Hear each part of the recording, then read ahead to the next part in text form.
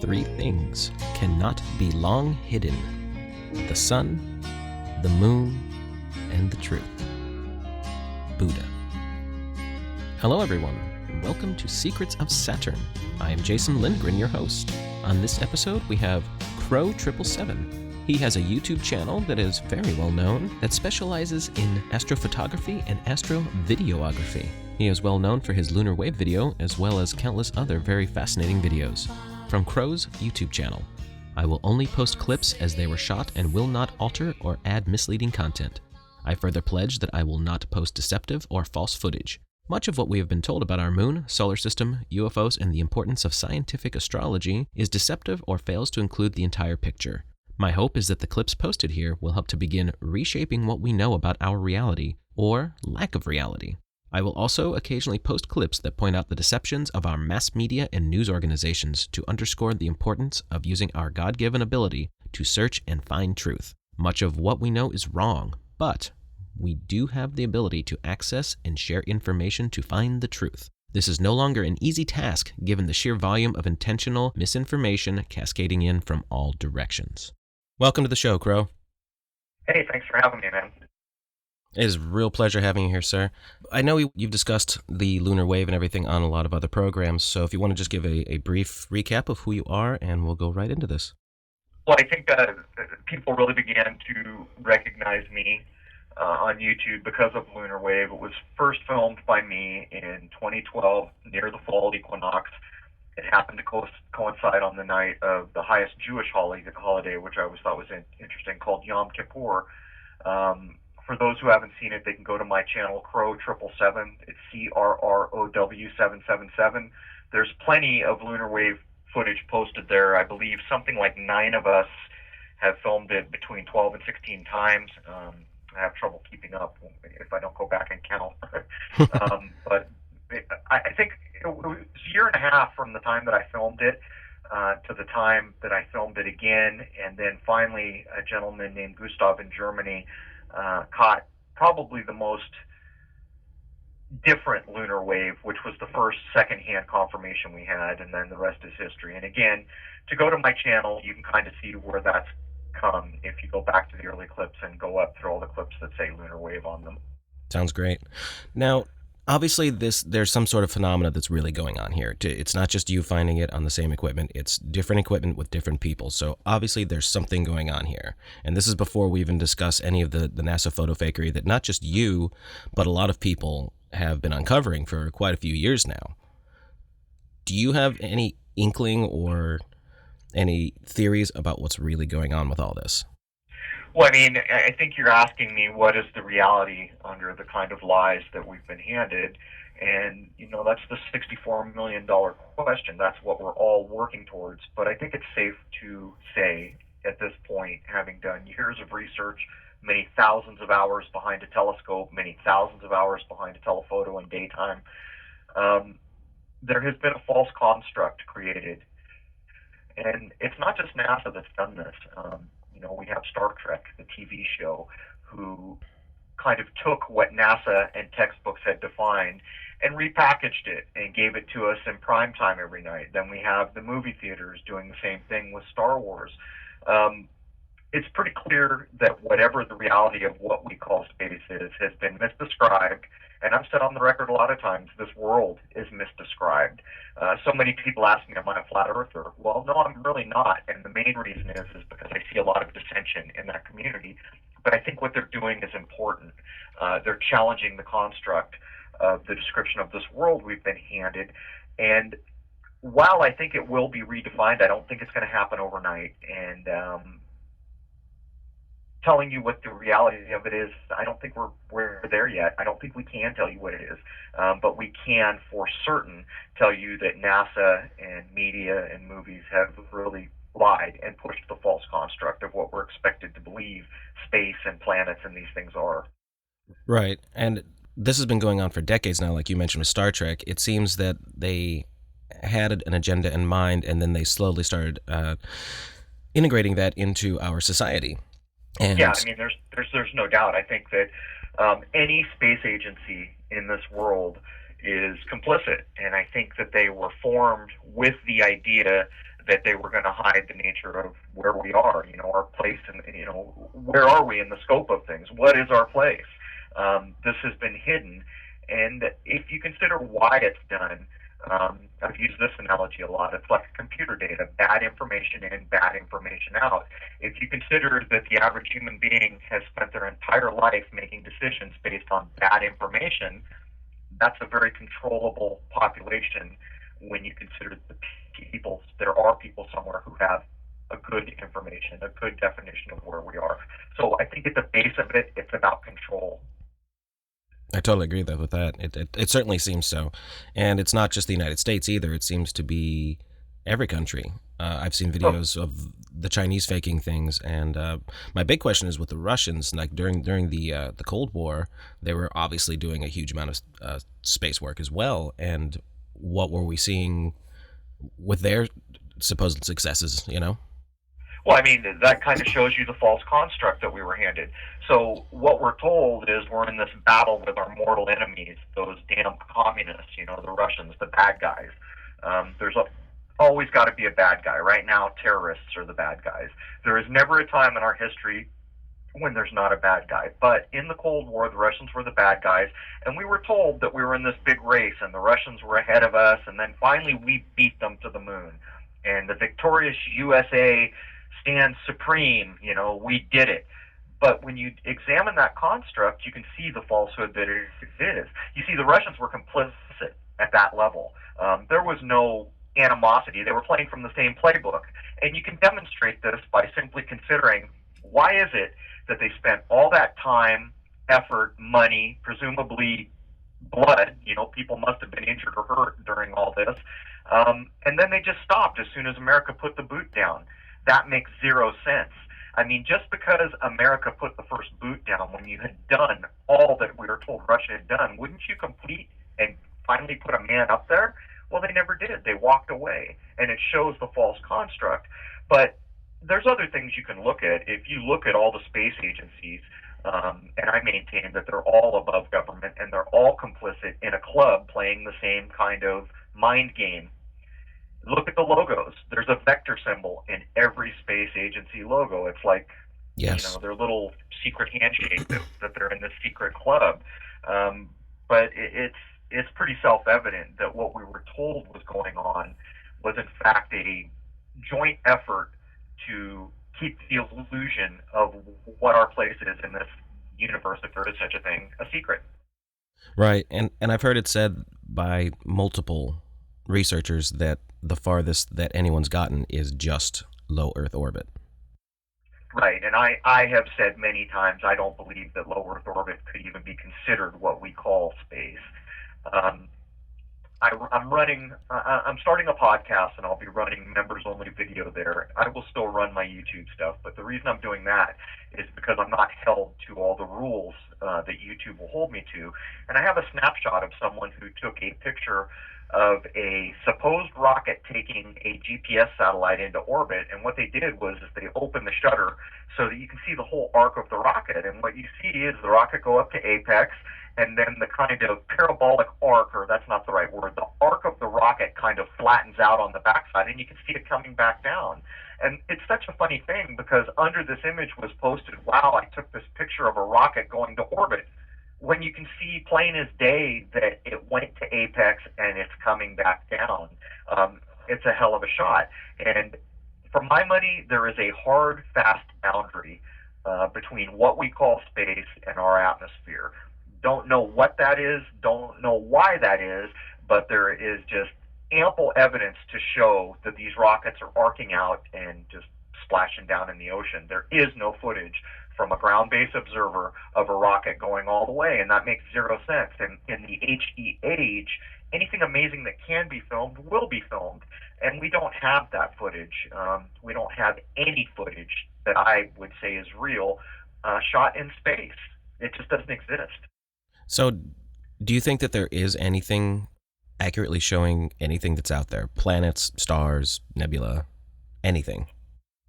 Well, I mean, I can take my telescope, I can shoot the M42 Orion Nebula, I can shoot Jupiter, I can shoot Saturn. I've posted these things on my channel, so we do know that there are lights there that we have named to Saturn M42.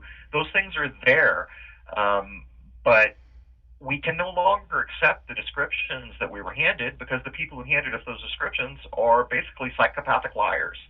And so to accept any information from them, in my view, is the definition of insanity. So what we can know of what we see when we look up at night is that there's lights there. And that's about what we can know right now. But I mean, if you're a tuned in person and you understand that movies and media have these coded memes that kind of convey information below what the average person can detect or understand, what it refers to space as is water. Even the Bible does it, separating the firmament separates the waters from the water. Now, I can't tell you if that's true, but I can absolutely tell you that this hidden kind of subtext is pointing to space being water. And there's quite a few movies. I mean, one of my nephews was watching Guardians of the Galaxy, and there are actually some shots in that movie where they show people stranded outside their spaceship, and they're clearly underwater. You see these memes, and now it's really kind of being portrayed in the movies as well.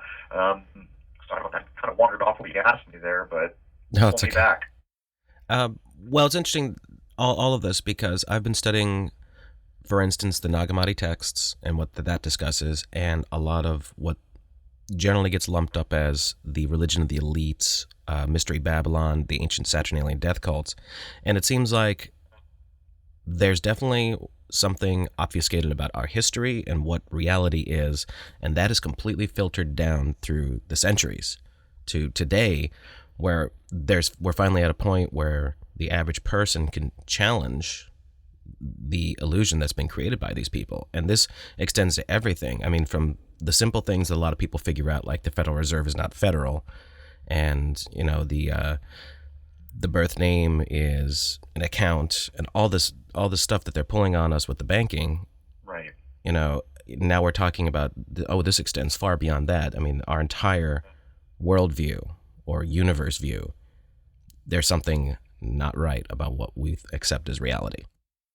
Right. Well, I mean, none of it's right. And, I think the common sense construct that we can identify is that there were families, probably royal, in our history who had come to a point where they had all the money, all the power, all the access to important information, all the land. They wrote the rules. They had all the people under them working for the crown. Places like the Vatican, maybe other places that I don't know if you directly relate them to royalty, but these kinds of families. And they never lost that power. And so what we see is running up to the modern day, just different ways to hide the fact that there are small groups of people when compared to the global population, or the world population, I guess I should say, that are holding all the power. And even to the point where you see things like India being ruled by the British monarchy, and then all of a sudden, well, they're leaving. That's done. Britain no longer rules India. But you see, if you look carefully enough, Britain never quit running or controlling that part of the world. As a matter of fact, it's just been obfuscated so that it's not obvious that there is a royal head and admirals and these other people's running the show. It's been turned into something else, yet the control is still exerted. It's exerted through laws. It's exerted through money. It's exerted through all these things. Even the people put in charge as Britain was walking out the door were clearly puppets of the regime. And so, we look at the modern age, and people are still looking at shows like Downton Abbey, and that are all so popular, when it's showing you the same construct. You have a group of people who are the special people, the royal people. They may speak 6 languages. They have all the money, all the access to good information, the best education, and the people surrounding them, all of us, may not even read in that construct. So I would submit that once upon a time there were what we call royals, or special families who had amassed all the power and money, and they never lost that. And so what we see is just the construct moving forward, where the small group of people is figuring out more and more ways to control all of us. And that reaches into every facet of everyday life. No, I totally agree with that. And here's the thing, a lot of people say that this is ridiculous. When you have the kind of money that these people have, you can buy secrecy. They didn't need it obviously more than 100, 150 years ago. They would just stay out of the limelight, that whatever would have been of the day. But in today's modern technology, I'm quite certain that they just are buying off the capability to stay away from everything. I mean, these aren't people that you're going to accidentally bump into down at the grocery store. So if they want to keep this illusion going, I'm quite confident they could do that. Well, I mean, you mentioned the Federal Reserve, and for people who understand that your birth certificate is actually a corporation set up in your name, that you're being traded as chattel, you've got to understand that with a system like central banking, they changed the value of what money is some time back. It used to be backed by precious metals, gold and silver and such. Mm-hmm. When that changed, what happened was we basically are passing paper around and just agreeing that it has some intrinsic value, when in fact it doesn't. But if you look at how money is created, we basically have a number of families called the Federal Reserve, these special families we've been talking about, and they sit down at a computer and they invent money out of thin air. So the idea that money has to be amassed or that someone has to be rich enough to do these things is absolutely silly. They can sit down at a computer and make any amount of money they want. And the funny thing about that is that money is immediately loaned at interest to governments. So from the very inception of money, a group of people make it out of nothing. It has no intrinsic value, and then debt is created the minute it's put into circulation when it's given to a government.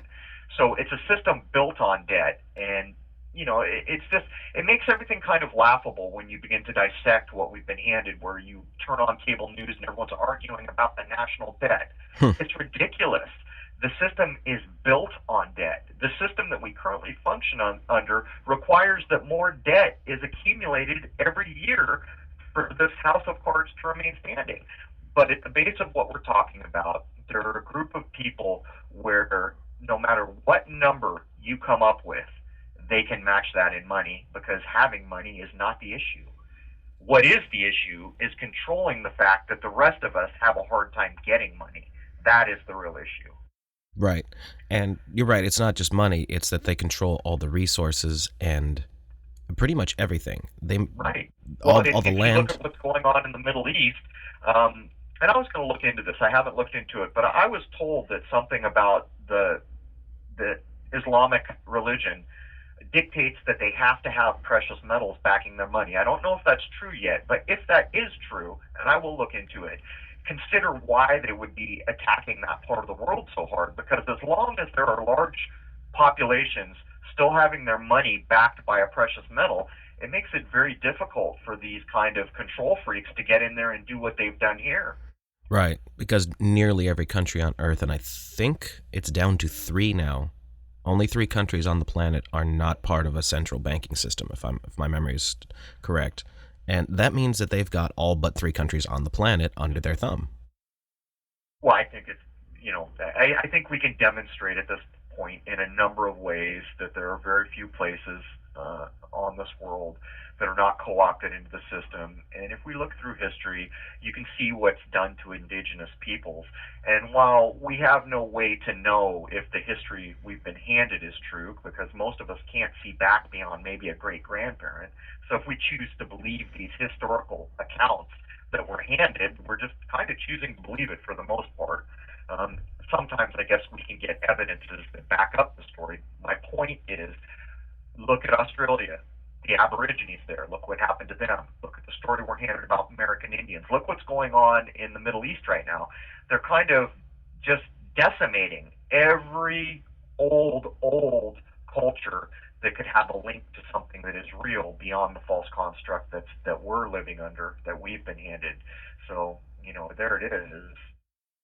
Right, and they come up with the same excuse every time they want to go after a new area. It's just the same thing over and over and over again, and then they tug on the heartstrings of the people, usually in the United States, and in they go. And it's always about resources. Recently we saw, I think it was France go into Mali where the Dogon live, and we're told that the Dogon are some very ancient culture. And so, there it was. Terrorism was used. I think it was terrorism. I don't remember now. For France to go tromping into Mali, and you know what's going to become of these indigenous peoples. And what's really crazy about it is, for the average person, there's real value when we consider an indigenous culture, the things they know, the language they have, the traditions, the medicine, just all the things that for presumably centuries this culture has accumulated. For someone to come in and erase that, that's a pretty psychopathic thing, man, if you consider it. To me, losing something like that is akin to maybe losing a species. You can't get that back. Is there a higher value you can place on anything? Right. But yet we have these kind of psychopathic rulers who just go in and erase things. No, I totally agree with you. And if I remember correctly, just to throw this out there, isn't the Dogon tribe one of those groups of people that had direct archaeological evidence of alien contact? Well, the book, what was it? The Serious Mystery, or I've forgotten the name of it. I read it way back in the day, before I pulled myself away from published materials that are published by big publishers, because they get the modern edit. They're in the system. But the Dogon, it has been claimed, have a direct relationship to ancient Egypt. That they somehow branched off, that their hieroglyphics were similar, and yes, that there was some kind of a contact to, I believe, the Sirius star system. But who the heck knows? I mean, really, who the heck knows? What we're getting is published accounts that come from, you've got to view publishers basically as you view TV. These are the rich people owning and controlling all the publishing. So, it is what it is. I spent my life in the 80s reading the damn Jim Mars books, but now when I look back, I'm embarrassed to think how much time I wasted, considering that there was actually some value there that could be worth something. Jim Mars, you said? Well, all the published materials. It doesn't matter. You see so many people looking at what's the name of that guy who supposedly saw alien spaceships at Area 51 and his buddy? Bob Lazar. Yeah, Bob Lazar. There you go. Broke on mainstream news, and then you've got the famous pilot John Lear. It's all kind of filtering through the system. There's no reality to it. There's no vetting to it. It's a bit like going to television to get your truth. I mean, these are the go-to guys. You look at guys like Richard Hoagland. He's the go-to guy when you want to talk about aliens on the moon and aliens on Mars, but they will only talk about that narrow sliver. They have a connection to NASA, and it's all hogwash. There's no value there. These are the old guard, and they're going to be replaced by the individual now who are going out with clean eyes and doing the research, as I have done and others have done, and expose all this silliness for what it is. It's just more mainstream obfuscation to get the supposed conspiracy community to think they're getting the conspiratorial angle, when in fact what they're getting is just rubbish.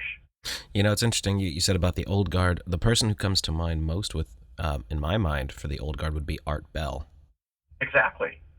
There is no way to be on air or on TV or through a major publisher without playing the game. It can't be done. Consider who owns the doors and the keys to these places. Right. We're talking about the richest of the rich. We're talking about the royalty. We're talking about these same people that, started this conversation. If you want to publish a book that matters, that has good information, like if I wanted to go out and publish a book on the lunar wave and spend the next 3 years getting all my private, best information I think I can provide, and then hit Penguin Publishers, what do you think is going to happen there? Oh, you're going to get I doubt censored. if I would be published, but if I was, the edit would happen. Absolutely. The rules would kick in. Mm-hmm. So you see, going to get a book from a major publisher or these famous names that have always been published on UFOs, it's no different than turning on your television. It really isn't. And people need to understand that. It's a bit like following InfoWars and thinking that you are truly getting secret conspiratorial information, when what you're getting is a gatekeeper, a guy who was placed there to put the conspiratorial flavor out that attracts the conspiracy community and then steer it in whichever direction it needs to go at that moment. A lot of people have been accusing Alex Jones of being something more than he appears to be. And I don't know. He says a lot of good things, and he says some things that really bothers me. So I've always just kind of taken. That's what they're there for. They walk right up to the line with that information that everyone's dying to hear, and they hang their toes over the edge of the pool, and then they shovel BS all over you. You cannot be on the air with a massive audience and not be subject to the rules of those who control the doors. TV is that way, movies are that way, magazines are that way. There is, we were just talking about how many countries are co-opted. Well, how could so many countries be co-opted and people could still consider that there's a publisher out there that's free of it, that there's a TV station? I so often hear people say, well, PBS is still good. Well, I beg to differ. It is not. And you can actually go back and look at PBS in the 80s and track it forward, and you can see the morph. I mean, the same thing is true of National Geographic magazine. There was a time when it was published in a wholly different way. Not that it was free of the system we're talking about, but as we come to the modern era, the shackles are really locking everything down. I mean, by the time we get to the 24-hour news cycle that is cable news, that has damaged us, so desperately damaged us, you have to understand that anyone with a large audience of any kind is going to be subject to the rules of the ruling class, or they're not going to play. And there's no way Alex Jones is getting a pass. There's no way Coast to Coast is getting a pass. Any of these places are subject to the rules of the gatekeepers that control the airways and the information lanes. And those are the richest among us. Yeah, it seems like Art Bell kind of set the whole story going in the 90s when he started all this, and everyone just kind of followed suit after that. Like, hey, someone can talk about these subjects, and then you get up to today where everybody's trying to do the same thing, but we don't have the benefit of a giant network putting it out there like he did. Well, I mean, look at the last clip up on my YouTube channel. I open up with an email that I got. I was on AM Radio 630, which, by the way, InfoWars is on every day in this country, every single day, talk radio, AM 630, and I was interviewed, and callers called in, and we did our little thing. Now, I called or emailed about a week later saying, hey, man, I can't find the show in the archive. Could you please link me, because I'd like to run it on my YouTube channel, which is typically what I do when I have an interview, or at least part of it. I get an email back saying, hey, man, it looks like someone recorded over the archive file, and I'm sent a link. So this hour and a half file is now a few minutes, and clearly someone had opened it up, opened a mic, recorded over it, and saved again. Well, that's not the end of the story. Come to find out, a few days after we find out what happened to the archive file, that the two guys running the show that interviewed me were told by their station manager to quit talking about things like false flags, Sandy Hook, 9/11, the lunar wave, quit talking about these things. And when they stood up and said we could talk about what they want, their show was shut down. So this is exactly what we're talking about. Do you think it is possible, or look at it like this? We know what Sandy Hook was. It was a staged event. No one was killed. No one died. No one was hurt. And that is true of oodles of the gun violence made up for TV things we have seen.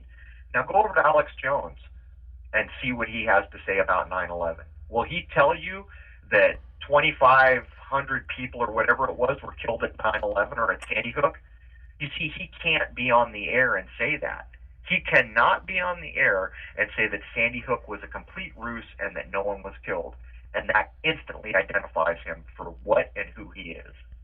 I'm not sure what his stance is on that. I know he's had someone on who's heavily investigated it, but I think the jury's still out as far as, what they say.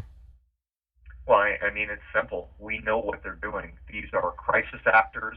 These are quite often drills that are held by Lord knows who, Department of Homeland Security, or we see a lot of unincorporated areas, which means the sheriffs would be involved. Although we see some things in cities like LA, where that's an incorporated police department.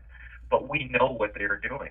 It's been ad nauseum shown that these drills will be held with crisis actors, and then the result of filming that will be played off as a real event where people were injured. And what we have come to know is that nobody is being injured, nobody is dying, because it's a completely staged event. And 9/11 was no different, but what makes 9/11 difficult is to say no one was hurt at 9/11 is problematic because they did a controlled demolition of 2 buildings. So it's hard to know how many people may have been injured, how many firemen may have been injured in the cleanup. It's hard to know these things, but it's been pretty much demonstrated that the occupancy of those buildings was down to next to nothing, that the buildings themselves appear to have been built with this controlled demolition in mind, you see.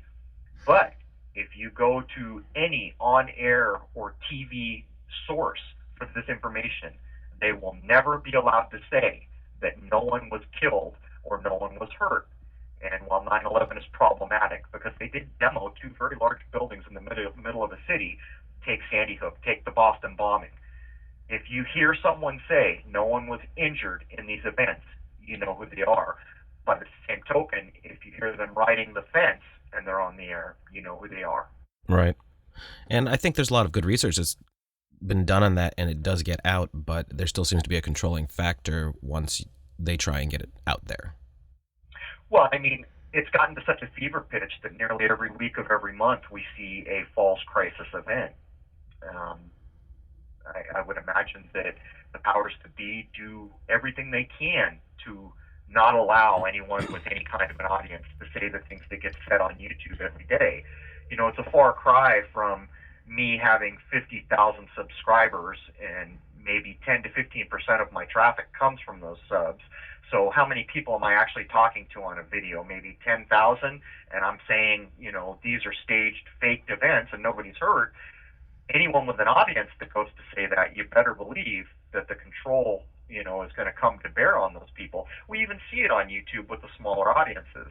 And, you know, look at the flat earth argument. It's become such a loud argument that even the mainstream is responding to that now to try to make it seem just like a silly camp of crazy people who, you know, don't have a clue. Right. And it seems like even, for instance, the flat earth, that is also being used as a means of more divide and conquer. Of course. Yeah, I mean, there are tons of people in the flat earth community contributing so much good information, challenging the description of the very place we live, and yet this is an organization that's been around a couple hundred years, and it's clearly been sitting there waiting to be a disinformation source at the same time by those, you know, kind of trolling elements that get into every conversation online and muddy the waters and start the fights.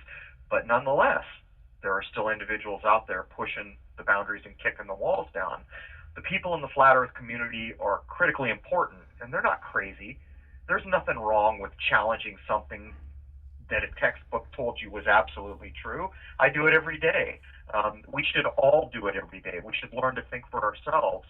So the very idea that just because someone wants to make the argument that the earth is flat makes them a crazy person in itself is a form of control and disinformation. Right. Now, tying this all into what you've discovered with the lunar wave and all that, do you even have a picture in the works of what might actually be going on here? Well, the basic thing is I think it's pretty clear that we have learned a number of things that are, well, not 100% certain, damn likely in my estimation. The first of those things is the moon is not a rock in space. The second of those things is that the sun and moon are much closer to us than we have been told. The third of those things is there seems to be some kind of a boundary that prevents man or machine from going above what we call low Earth orbit. So while that doesn't answer too directly, I think what you're asking me, it is quite a bit more than we knew 10 years ago. Right. Well, I'm just trying to get at the fact that a lot of people are doing this research and they seem to be coming up with very similar ideas that, hey, this something about what we think of the nature of the universe is not correct. That's right. And, you know, for the interim, it's just going to have to come down to all these people who are doing the effort to keep pounding away at it. And as time goes by, hopefully the picture will be redrawn and emerge as more accurate. And that's part of why I don't jump into the flat earth, because so many people are ready to bust out the new map, and I just don't think it's that easy. I don't think we're going to get a new definition of our place in the scheme of things overnight. I think it's going to be hard won, and I think it's going to take a that does not diminish that what they are doing is a very important thing.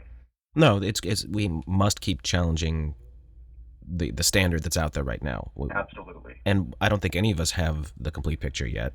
I think that just that pushing the envelope is what we need to keep doing. Now, my big question that I don't really know if anybody could answer this, but is it to the point now that someone could build a rocket that could put a camera on it? I'm talking about like the average person. Could they get the tools necessary to actually get a camera into orbit? Well, I mean, I think you're assuming that orbit is a possible thing. Yeah, I think that probably we do have the technology, and not too long ago, I saw a clip that was claimed to be the highest amateur rocket shot ever. I think the claim was 73 miles. Very curious piece of footage. The rocket was spinning, it had a camera on the outside of it, but it gets up to the claimed 73 miles, and you hear this little boop, and it stops going forward and stops spinning and starts falling, almost like it hit something. And while I don't know how authentic that footage is, it's a very interesting piece of footage, I would mention that there is a limit on rocket engines.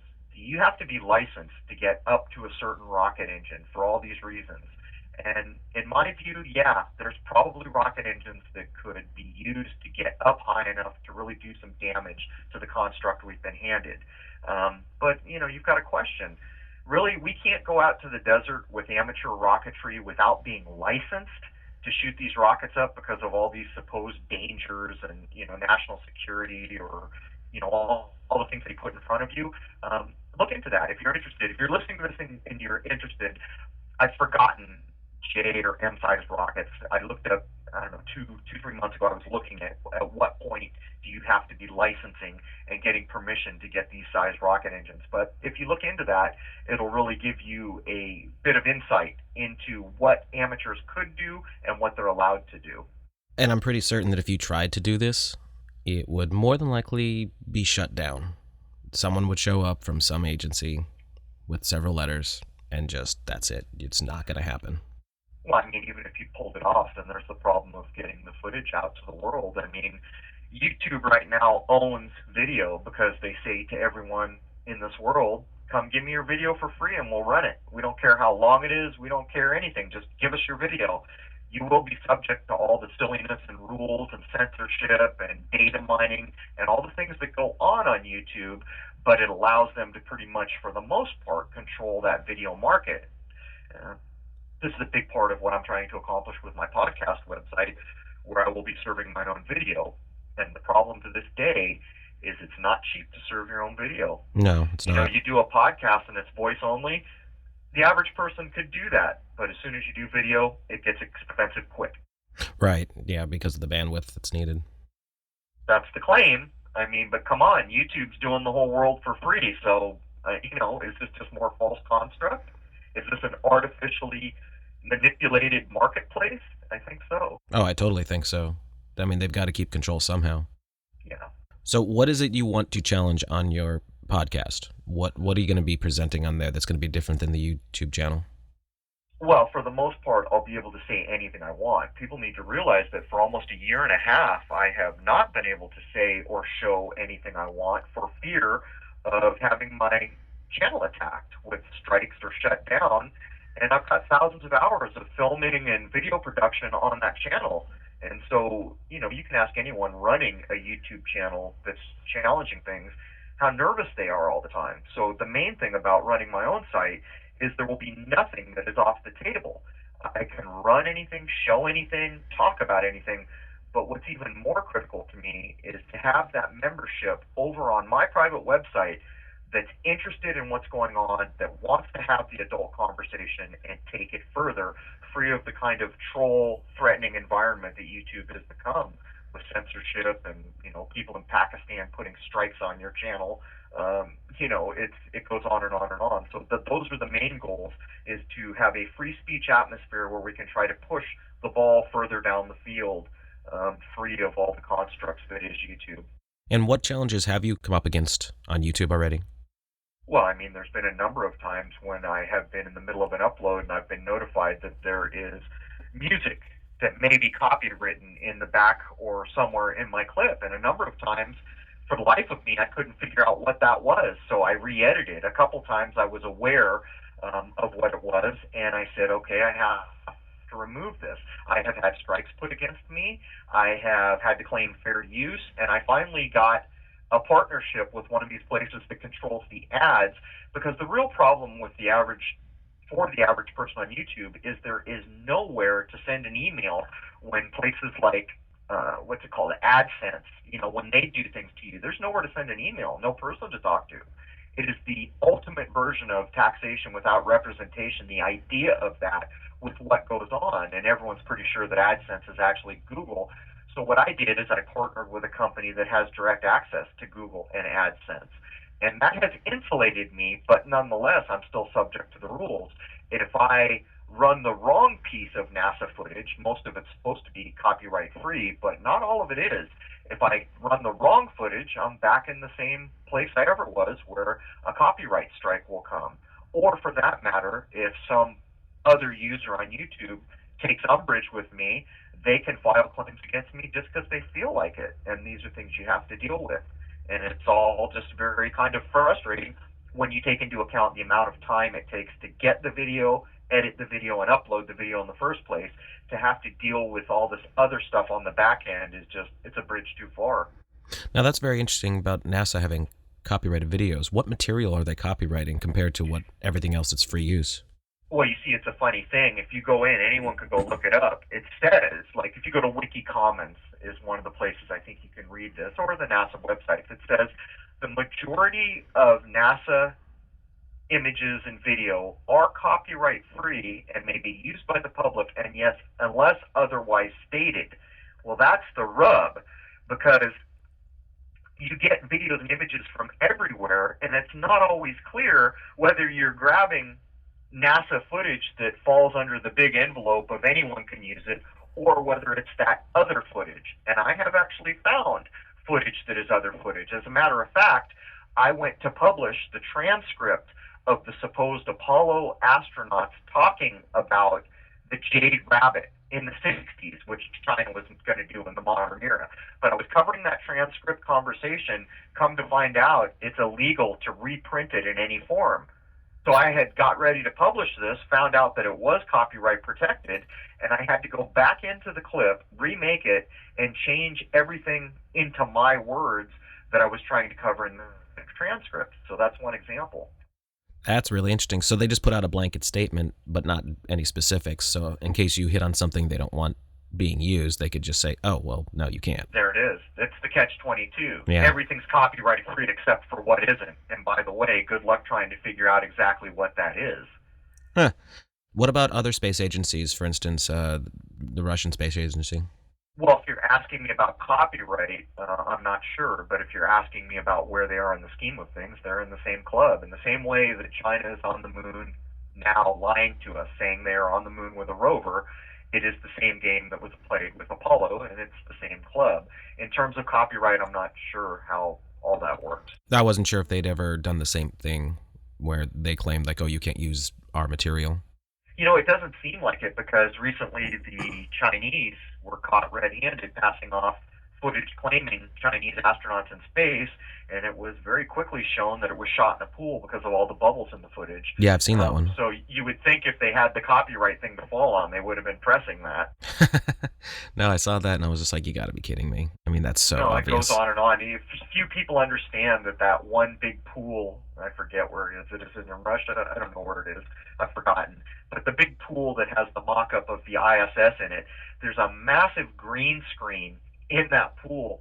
And if you look hard enough, you can actually find images where you get little glimpses. But what's funny about that pool is about 90% of the images you see of that pool are shot with a fisheye lens. It's a funny, funny thing. Very interesting. Now, as far as people who've been in the public eye who have been involved with the space agencies, do they get screened for security backgrounds? Like, for instance, is anybody who's going to be involved or speak on TV or anything like that, has anyone ever done any research to see if, basically they're spooks? Yeah, I don't know.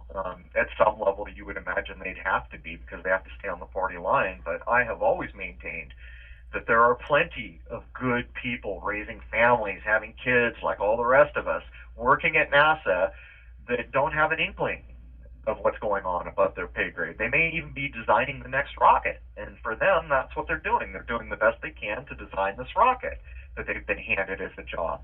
But they don't know above their pay grade. They don't know what's going on. They're just like anyone else. They either choose to accept what they've been handed or not. But you bring up a valid point. I mean, is that guy that goes on camera all the time, does he have to be in the know? I don't know, but you know damn well he has to stay on message. Right, especially astronauts. I mean, we had, what, 3 decades worth of shuttle astronauts. Now, they supposedly... Right. There's no doubt they're complicit. They have to be, because they haven't gone to space, you see. Well, that's what I'm questioning. So they have to be actors. Right, so if what we're conjecturing here is indeed true, then the people who have gone into space, or say they have to be involved in some way, shape, or form. I would say anyone who's, you know, in that kind of a position, you know, we've seen ad nauseum the evidence shown of the ISS, you know, being a fraud, and the people that are supposedly in space on the ISS, all the problems with the weightless environment, the clips that were shot on the Vomit Comet using a plane with a parabolic arc, the Kung Fu wiring systems, the women hung upside down so their hair will go straight up, the permed hair, so in a weightless environment they've got this concrete hair sticking straight up that doesn't move. It's all been shown, but you know, you just pointed it out. When you look at that individual, what does that tell us? Well, it tells us that they know they're lying. They have to be, you know, they're claiming they're in space and they're not. So there's really no black or white, you know, or gray area here. It's black or white. Either they know or they don't. They're claiming they're in space, yet we've proven they're not. So that has to be a liar. And it seems like things may have been different years ago. For instance, the mysterious fire that wiped out the original Apollo astronaut crew with Gus Grissom.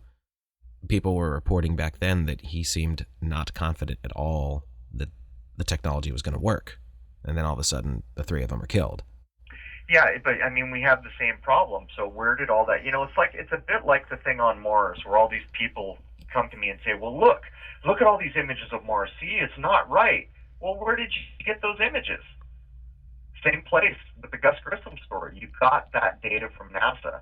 So from the very onset of receiving the information or the image or the video, you've received it from a place that is clearly lying, that is clearly muddying the waters everywhere they can, diverting attention everywhere they can. So, I mean, we can't accept it. We can't accept anything that comes out of that place as something worth considering. We just have to throw it away. Have you ever seen the documentary by Bart Sorrell, Funny Thing Happened on the Way to the Moon? I have. I saw it quite some time ago. He conjectures that obviously we didn't go to the moon, and his damning piece of evidence is he said that they sent him an unedited reel where it's time-stamped, and I've watched this multiple times and shown it to other people just to get an opinion because it is mildly disturbing. It seems like they are in Earth orbit because they're on camera making a statement about their distance, but then it seems like when they move the camera that indeed there's the light of the Earth coming up into the capsule. So yep. That was the one that really got me, and I saw that years ago when it first came out, and that really bothered me because I grew up wanting to be an astronaut as a little kid and just loving everything to do with space. And then as I'm getting older and learning all these things, it's like, it's very disheartening. It's heartbreaking, really. You and me both. When I got my first really good telescope in the mid-90s, I can't tell you how many endless hours trying to use a film camera to replicate the Hubble images. You know, and it's a sad day when you look back and realize what a waste of time all that was, that you have been lied to. I mean, it's provable beyond the shadow of a doubt that we did not go to the moon, that what we have been handed as evidence of that is all fraud.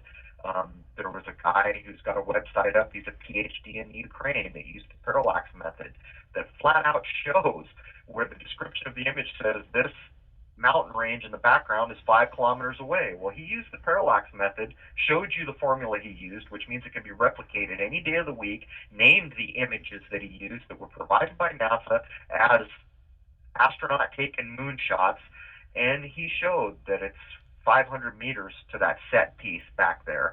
And not only that, he used parallax across the whole thing. These are just one small piece in an endless line of things. I mean, and that even, if you choose to throw out the fact that for some reason, the most important thing man has ever done, go to the moon, we are told, there's no original footage. Somehow NASA lost that. It's a bit like the Nixon Watergate tapes. Oops, we recorded over them on accident. You know, I mean, really, can you look at that with a serious eye and consider that that's even a possible thing? We did not go to the moon. So the question becomes, were we lied to for some specific reason, or is it about control, just keeping us in the dark about where we really are and what's really above our head? I remember when they announced that they had lost the tapes, and I was like, come on, really? I mean, that's just the most ludicrous thing I've ever heard. And this is before I really started heavily researching this. I mean, to look at Buzz Aldrin, I mean, there's documented cases of him continually coming back to sell for $175,000 or something, this quarter or this thing that he took into space. Really? Is that what an Apollo astronaut, an American hero, does? Is that really what a serious spaceman does? Is every once in a while whips out this thing that supposedly went to space with him and sells it to some poor person for a buttload of money? It's all a construct. And you know, even if there's been videos done where people have gone out to confront the astronauts. There's even footage of one of them not understanding what the Van Allen belts were or whether they even went through it. Right. And on top of that, I did a clip when it was announced, I don't know, a year ago or something, about this new Van Allen belt that was discovered that was described as a glass wall in space. Really? Apollo went through the Van Allen belts numerous times, so how can they be discovering anything new about the Van Allen belts? It's all a charade. It's a construct. Now, just out of curiosity, do you have any conjecture on what exactly they may be hiding out in space? Because I've had my own personal experiences, and like I've seen, for lack of a better term, UFOs. I've seen them with my own eyes. So I've always conjectured that perhaps they're seeing more things out there than they want the average person to know. Well, I think at the base of it we can know, or in my view, we can know that what we've been told space is a lie, and so we really don't know anything about it. So at the very base of things, it's completely being unaware of what is out there, and that opens the door to a lot of things. But I would point out, if you go to my channel, I have an endless line of just strange objects transiting the moon, in chemtrails, all over the place. But I have never made the leap to say, I call them UFOs because you kind of have to, so Right. people can understand what you're looking at, but I have never been able to draw the line to alien. There is nothing about any of these things, with the exception of one or two, that is so amazing that I can't just attribute it to terrestrial technology. And so in this kind of high-definition age, I would imagine that if there were alien things all around, they'd be getting shot. You know, people have cameras all over this place. I've shot some amazing things. I shot a orb, what we call an orb in a chemtrail, firing like a plasma beam twice into a chemtrail. And, you know, if that doesn't come as close to what the heck is that, I don't know what will. But still, at the end of the day, for me, it's not enough to say that's alien. I start with that has to be terrestrial technology, for the simple reason that we are pretty high-tech in the scheme of things, and I think that it is possible that people could create what I am shooting. Do you think the technology is getting to the point on the consumer level, that we're going to get video that's so precise that we're going to be able to really just blow it up to the point that we can see highly detailed objects and actually start figuring this out? Maybe. I mean, there's always that possibility, but at the same time, you know, look at infrared technology. For the longest time, you know, I did get a full spectrum camera, but it's not the same as having a really good infrared camera that is just made for that. Back in, I think, the 70s, they changed the laws. So actually, if you go and get your hands on technology that was made back then, I am told some of it is much better than anything we can get now because the rules changed. So yeah, we see some good cameras coming out, but I mean, you've always got to wonder, will they be limited by design to prevent us from being able to show just the kind of false constructs we've been handed. I'm not sure. Right, that's exactly what I'm curious about, because obviously every year newer and better cameras are coming out, but is it going to get capped at some point? And if so, is it going to be noticeable? Are people like you going to be like, hey, something's not right here? Yeah, I think, but the problem with that as a blanket statement is we already have telescopes that will do a hell of a job. The bigger the scope, the more sharper the image. I think the real breakthroughs would come shooting in the IR and ultraviolet spectrums just on either side of the sliver of visual light that we see. And again, this is where you can go look and see where they've put limits, because it would interfere with military applications and all this other BS they lay on us. There is no doubt in my mind that if you could get good enough IR and UV equipment, you'd be punching holes in a lot of things. Now, say for instance, you could get permission to go to one of these giant scopes, say at a university or something like that, and take your camera equipment with you. What do you think you would find differently than doing it on the one you have at your home?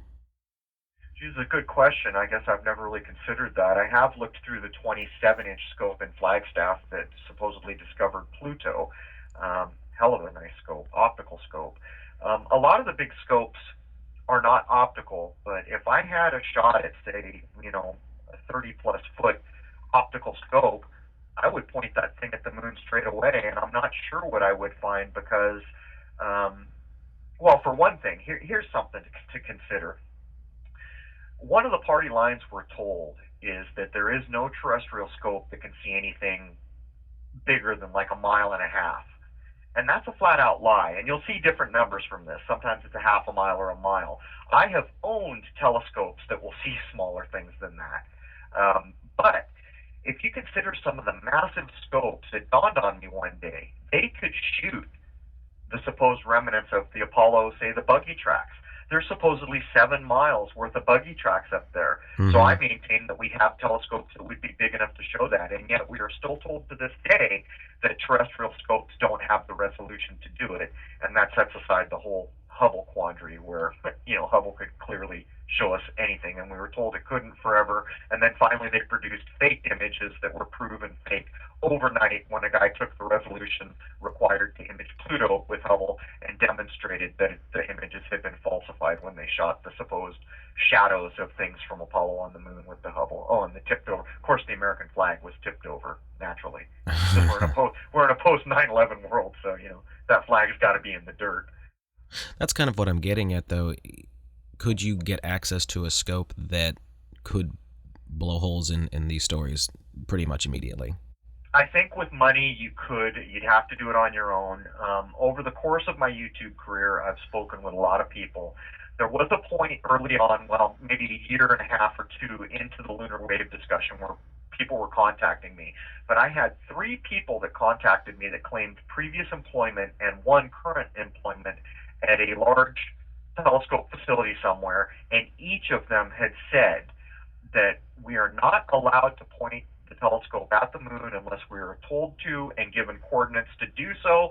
And I found this funny because, as I mentioned, I looked through the 27-inch optical scope in Flagstaff that Lowell was said to have discovered Pluto with, and they were shooting the moon that night, and there were about 20 people in line, and we'd all gone through and seen this one crater with like a little mountain in it, and we all said, okay, what can we see next?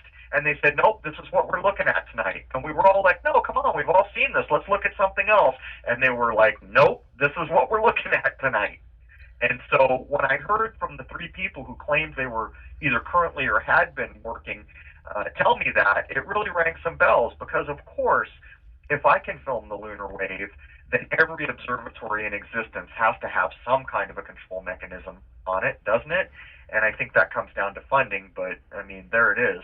Are there universities or just telescope facilities out there that are doing more professionally what you do, and that's just have hours and hours and hours of footage just going constantly?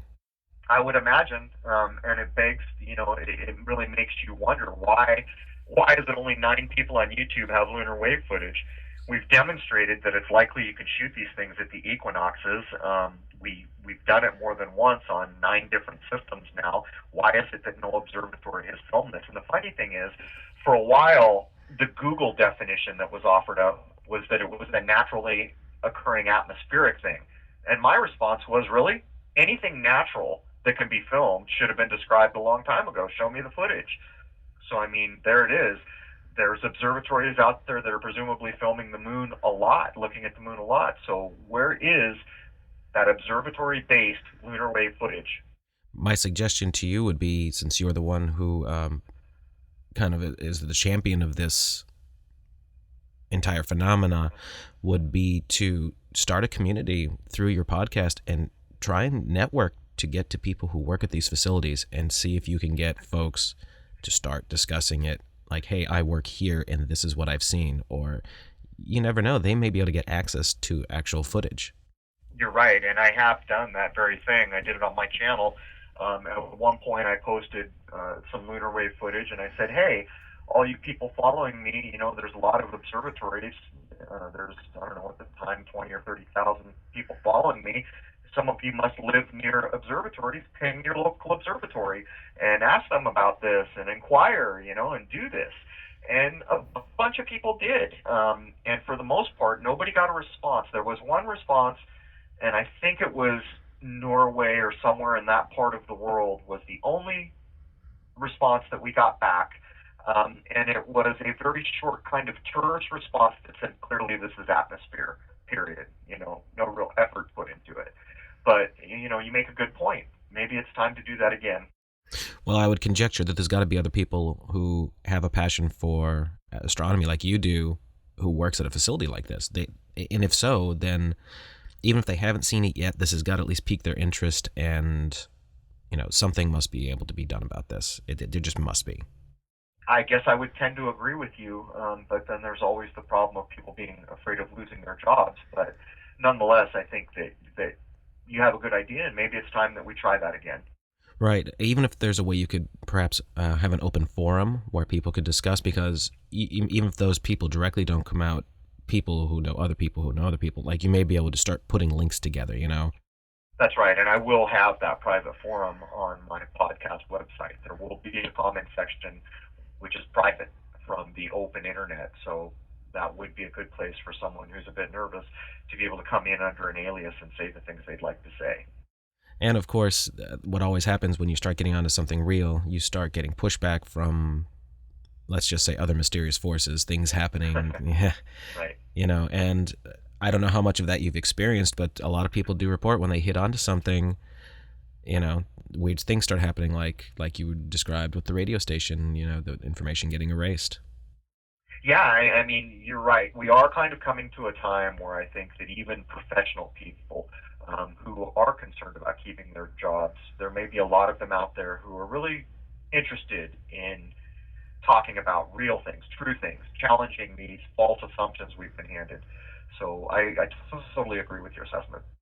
Now, obviously the moon was a lot of the focus. About the other spatial bodies that are supposed to be in our solar system, what's the theory behind that on what you've seen? Is there anything lunar wave-like that's been spotted that I'm not aware of? No, there was a period of time when I was filming Jupiter, and I kept getting occasional blue frames when I shot stills. And so then I started to shoot video, and I would come back from time to time, and the video would bleed over to blue. The problem with that is I am not enough of a camera expert to guarantee that it's not somehow connected to how the CCD chip is collecting color and rendering it out. But I shot for years and never saw any of this, shooting Jupiter and all the other planets, and so that was a strange thing. But at the base of what we know of the planets, for my money, we cannot accept the constructs we've been handed through NASA and these other kind of fraudulent space agencies and the Space Telescope places and the European Space Agency, all these places that I consider fraudulent. What we can know is that we're looking at light, and that's just a starting point. That's where we work from. What I'd really like to know more about, and I don't know how we would do this, but there's obvious Saturn symbolism intertwined throughout the thousands of years of reported human history. And what is it about the planet Saturn that is so significant? You see, I think when people begin to answer questions like this in more than just a deductive way or a well-reasoned out way, when we finally start to get to some solid answers, that it will play into where we actually are. And what we call space one thing, but when we begin to actually get good information about what that actually is, I think maybe we'll have a better view of things like this, these memes that clearly go through. And when we consider Saturn, it's always kind of connected to Satanism and the Black Cube and the Vatican and all these places where people have kind of reasoned out that they're seeing these things. But the problem is we're without context. What does this mean, as you're asking here, on the bigger context? Why is there a thing in the sky called Saturn that relates to all this? I just don't think we have the answers yet. Obviously, it has to have some sort of significance, though, because just like you said, all the symbolism does tie together, and it seems like there's a huge missing piece, though. What is it about this planetary body that it's more than what it appears to be, and why is it so significant to the elite? Why is the Mystery Babylon religion wrapped around this, and what does it really mean? Well, there's no doubt, that much effort does not get expended on something that has no value. Right. That's a given. Anything that has a lot of effort thrown at it clearly has value. And, at the base of things, they are deceiving us about our place in the scheme of things. So it will almost certainly play into that, where it's information that gives them the upper hand. A lot of people seem to feel that it's very dark information that the average person wouldn't want to associate with. I'm just not sure what to make of it yet. It's clearly there. It's clearly entwined through our entire history. But why? And that's a question that needs answering.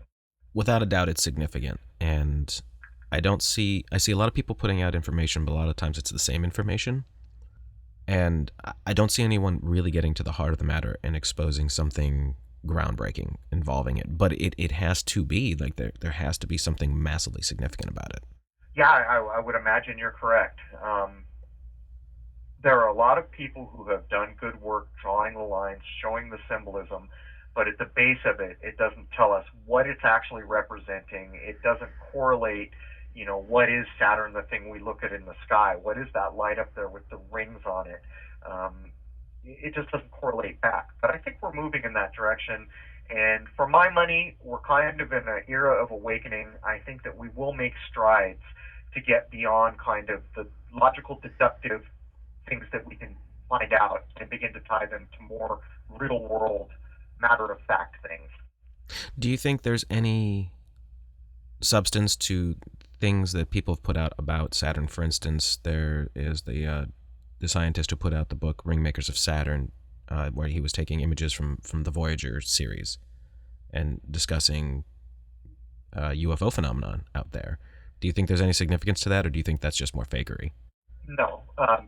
In my view, the only place that we have imagery like that to look at is from the space agencies. So out of hand, it has to be thrown away. You can't accept, if you're in a court of law as a private citizen and you lie and you get caught, the court will throw out all your testimony and will accept no more testimony moving forward. You see, you have to hold these official agencies to the same standard you are held to. If you know that you are being lied to regularly, how can you accept any of this imagery?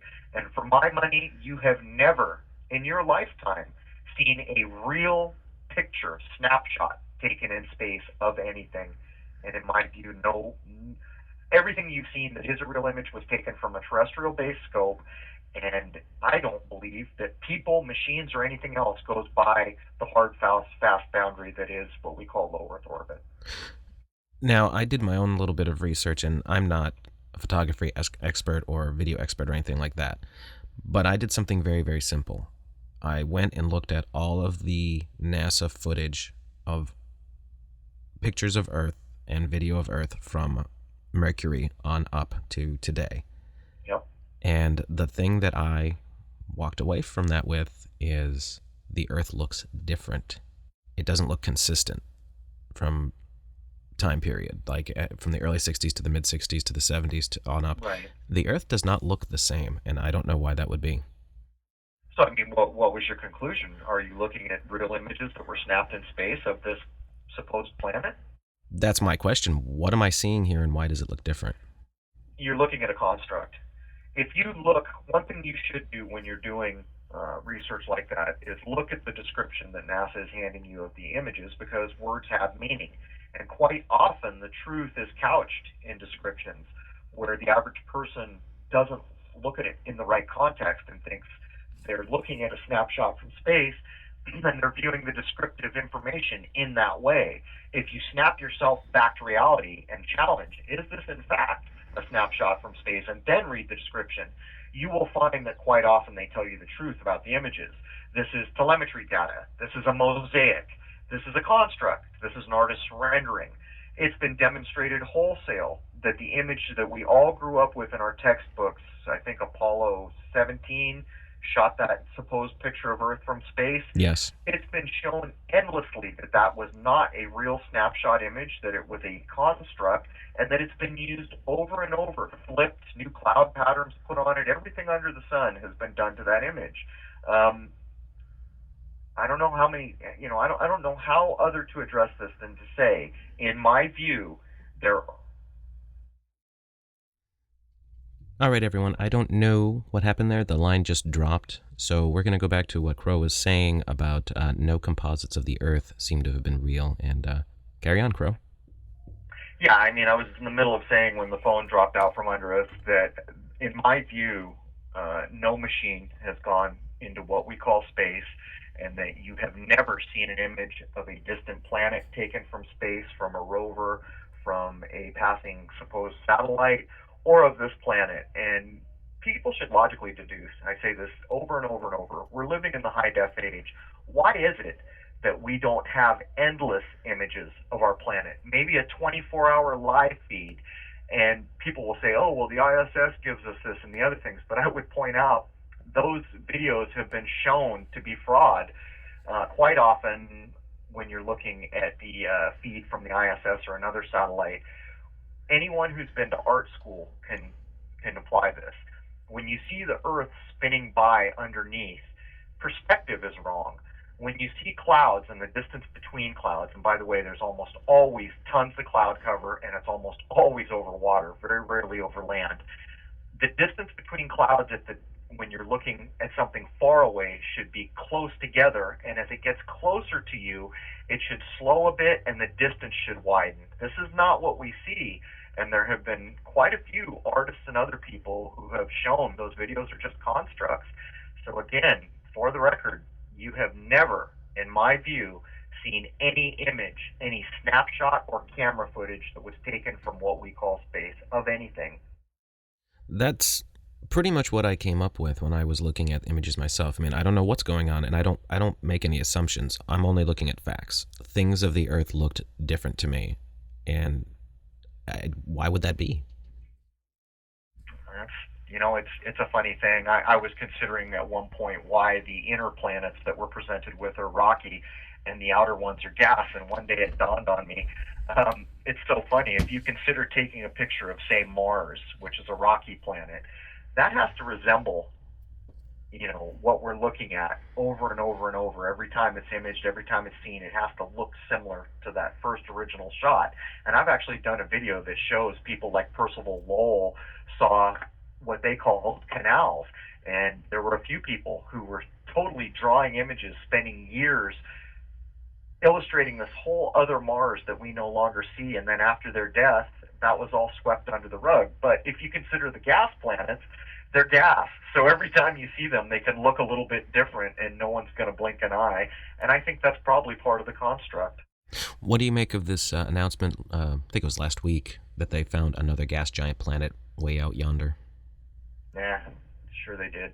I just don't accept any of it. I did a big clip on, why the Pluto flyby was all fraud, and I tied it to the Disney creating the Pluto cartoon character, and the little 11, she had to be 11-year-old girl who supposedly named the planet Pluto, and that had nothing to do with Disney. I drew all those lines, and of course Newsweek and all these other places had a field day with that. It's just none of it's real. You're getting information from people whose mission it is to ensure you know nothing about what is above what you can see. Right. And of course, the folks who are really into the whole concept of Planet X and Nibiru, that was like, oh, see, we told you this is real. Yeah, I get it. That's probably why that construct was built. Just this morning, I was getting more, messages about Nibiru or the Anunnaki, and no, I don't accept any of it. These are things that are always seem to be on their way and never get here, and that should be people's first clue to the validity of it. And the other thing is, we have some pretty good telescopes and amateur hands these days, so why the heck don't we have images? It's a bit like all the people who want to come to my channel over and over and claim that there's structures on the moon. Well, really, you see, if I was out tonight and I shot a structure on the moon, tomorrow, after the video that I made on it was released, there would be thousands of people all over this world trying to image what I imaged. Sure. So if there's structures on the moon, show me the footage. It just doesn't exist. What do you make of the material that Jay Weidner has put out? I know he has discussed what Hoagland has found, claims to have found with the glass structures, but he says it's fakery, that it's front screen projection, movie techniques. Okay, so I guess I don't surf the internet a lot, and I don't really watch TV or news or anything. So if I hear you correctly, Mr. Weidner is demonstrating that what Hoagland is claiming is real is not. Right. Jay Weidner's big conjecture, and I find this very interesting, but there's no solid proof of it, and he admits that Stanley Kubrick was behind the faking of the Apollo moon landings. Well, I think from a logical standpoint, that's probably where any reasonable person would land. If you look at the timelines, here's a funny thing. In the original 2001, which is the movie that people have researched assume is where the technology and the skill to film the fake moon landing was put in place, in the original movie, there were all these credits to NASA. When you watch that movie now, those have all been lifted. But I recently saw this thing. Kubrick did another movie that was a period piece. Gosh, I wish I could remember the title. I think it's a person's name. Anyhow, it's a period piece, and he wanted to do this crazy photorealistic thing, but he was using the special lens that NASA gave him, and it's not common knowledge. When you look at all the links between Kubrick and NASA and, the video or the clip 237 that was produced to try to show how he encoded his involvement in the NASA fraud, I think it's a reasonable thing to consider. But to get back to Mr. Weidner, I think he's absolutely right. In my view, what Richard Hoagland has done, who incidentally was working for NASA during the Apollo missions, and then left and said, oh, NASA's lying to you because there's aliens on the moon, or have been. What he is doing is just getting you to buy into the NASA lie that people stood on the moon, that we went there. And at the base of what Hoagland is doing, you have to accept that NASA did go there, did do all these things. They just lied about what they found. And in my view, it's just all shenanigans. Right. What Jay Weidner conjectures is that now Richard Hoagland was taking images and processing them in Photoshop. I believe he was turning up the contrast and the gamma, if I remember correctly, and seeing these lines and things, and he was saying these are glass structures on the moon. Jay Weidner did the same thing and said, yeah, I see the same thing, but that's the front screen projection. And then he actually goes on to show photos and video comparing 2001: A Space Odyssey to the Apollo. And I gotta admit, there are very sad but true similarities to the point that's like, yeah, this really looks like what's going on. Well, I mean, when you combine that with the parallax tests that were shown, it's pretty clear that stuff was shot on a soundstage. And not only that, anyone who knows anything about filming and photography, so many of those Apollo things, they were taken and shown where the cut lines were, where the rear projection screens were inserted. Every one of those videos, I mean, what are the odds? Every one of those videos has like a little convenient ridge line where the rear projection can be set up beyond that. That's what he was showing, yeah. Yeah, I think that's absolutely true. I don't really think it's an arguable thing. With everything we can put together about what NASA has handed us about the moon landings, it's pretty clear. None of it's real. It's a construct. So by accidentally losing the tapes, they're preventing anyone from having any new footage to work with. especially That's in right, this. because they can plausibly deny parallax now. Well, this isn't the original footage. Someone changed it. You see, if those originals were there and someone came in and did parallax, they'd be screwed, blued, and tattooed. But, I mean, look at movies like Capricorn, whatever it was, Capricorn 1, or even the James Bond movie where he's in Vegas. I think it's Diamonds Are Forever, where Yes. he breaks into this rich guy's place and he's got a fake moon mock-up and he steals a moon buggy. I mean, they're just slapping you across the face. They're poking you in the eye. They're mocking you because you were gullible enough to believe that the moonshot was real. Right. And for anyone out there who thinks that this is all ridiculous and total rubbish, I think you have to look at who is actually running these agencies and where it all comes from. For instance, NASA was started by a lot of people who were leftover Nazis that were brought over from Operation Paperclip. So that tells you a lot right there. Well, they were all Masons. Every astronaut, I believe, has been a Mason. In the video I did where I demonstrated that Pluto was not just a construct, but a ridiculous construct, Disney was a high-ranking Mason. You know, he made his cartoon character Pluto the same year that they announced the discovery of Pluto. It goes on and on and on. It's a bit like when I dissected the supposed landing on that comet, Philae, the Philae mission. And when I first started to do the investigation, when I was getting ready to do the clip, I looked over at my wife and I said, what do you suppose the odds are that one of the views of the supposed comet is going to match the Egyptian island Philae, where the Isis temple and all these things are? And she kind of smiled, and sure enough, one of the views did match. But as I sat down to do the research at the outset, guess what day of the year that comet was discovered back in whatever it was, the 60s, I've forgotten. Well, it was September 11th, of course. You see, it never ends. It's all just a massive shell game. And for the people who think that this is outlandish talk, I would invite them to set aside their skepticism and just go look at some of the work that's been done, because if you spend a few hours, not only will you begin to question it, you might spend a few days. And if you spend a few days, you're going to find out real quick none of this stuff holds up. Right. The common modern eye. And for anyone who hasn't put this very simple thing together, numerology is extremely important to the powers that be.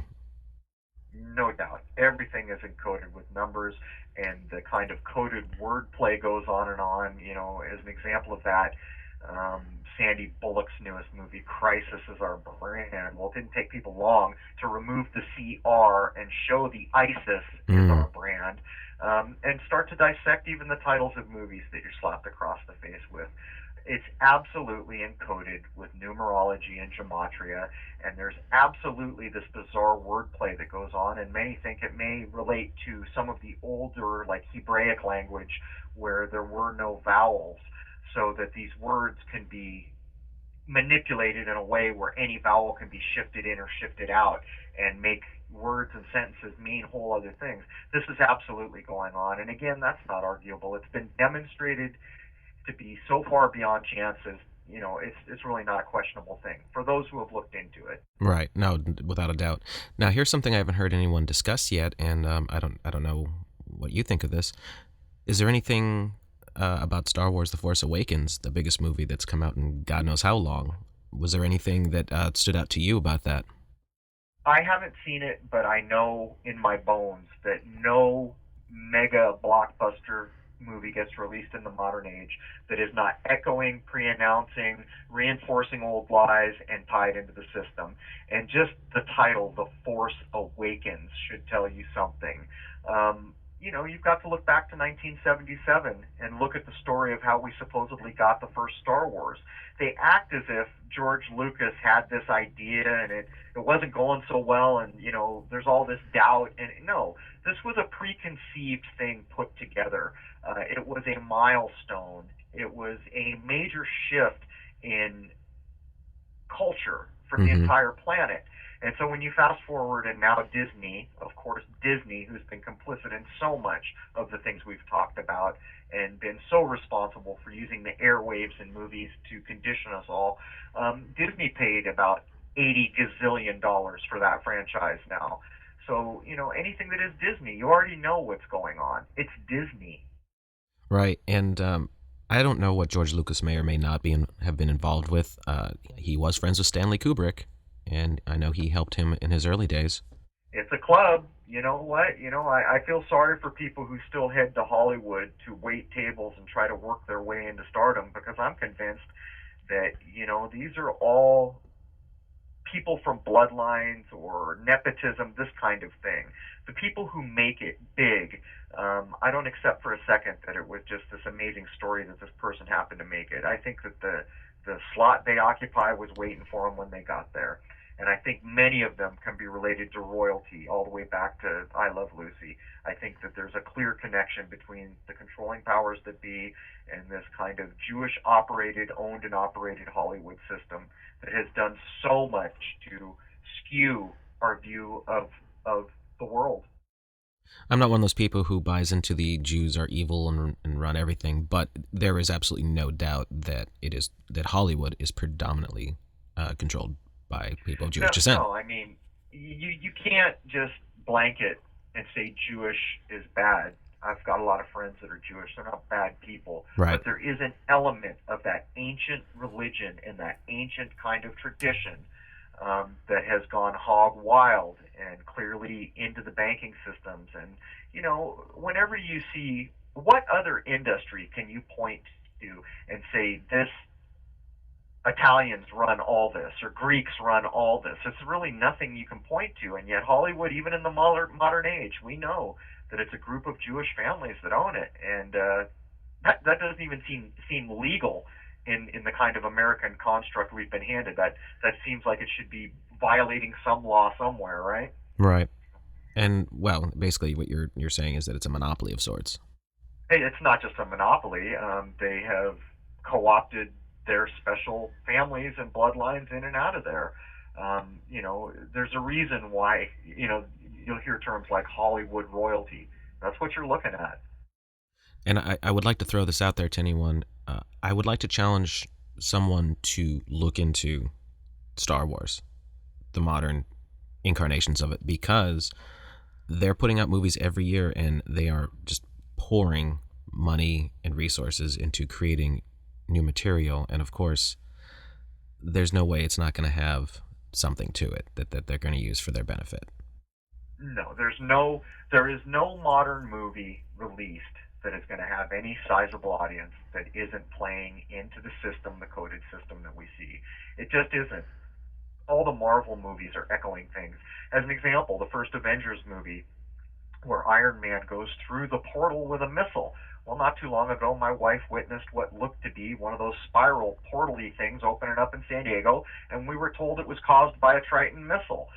These things, portals specifically as an example, are being echoed everywhere, in Lego, in cartoons, in movies, just portal, portal, portal, all over the place. And it's clearly echoing what we see in real life. And when we look back to the Norway spiral and these other things, it's been pretty agreed upon that it makes sense to look to see if that's some kind of portal technology going on.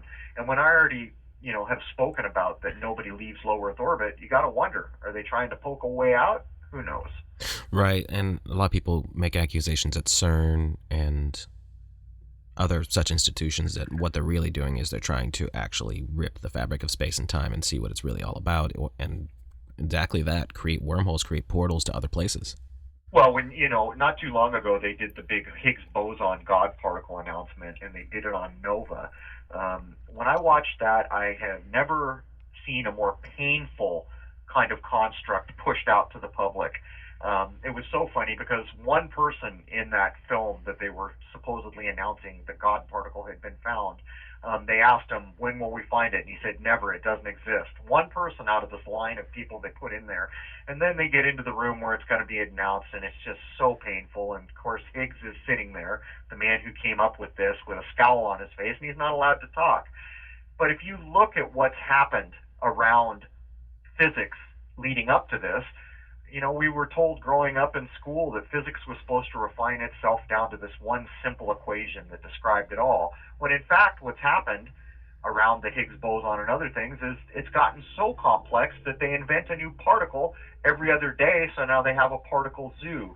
So even a high-level branch of science is not, without its influences of the system we're talking about, where, there's no way I would buy anything about the Higgs boson to be real. I watched their announcement, and I saw the coded meme, and I saw the same game that gets played on the nightly news. There it is. And, over my lifetime, I've witnessed physics become such a convoluted theoretical mess that, it's gone the opposite way of where we were expecting it should go. What do you feel about, if you're familiar with the concept of the electric universe versus the standard model based off of Einsteinian physics? I was asked this a little while ago, and some people from the electric universe model got upset and contacted me. So I will do my very best not to be insulting and be very polite to them, because that was not my intention. But I don't accept it, because in my view, what's going on is they're just taking the same old tired NASA model we've been handed, and they're electrifying it, you see. So that's where I stand.